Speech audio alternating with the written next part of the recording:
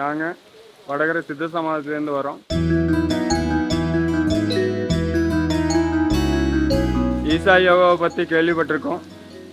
இதோட நாங்கள் 4வது டைம் இங்கே வர்றோம்.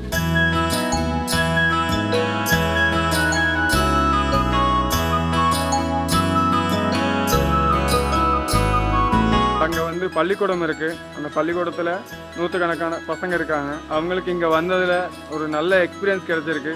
நிறைய இங்கேருந்து படிக்க வேண்டியது இருக்குது.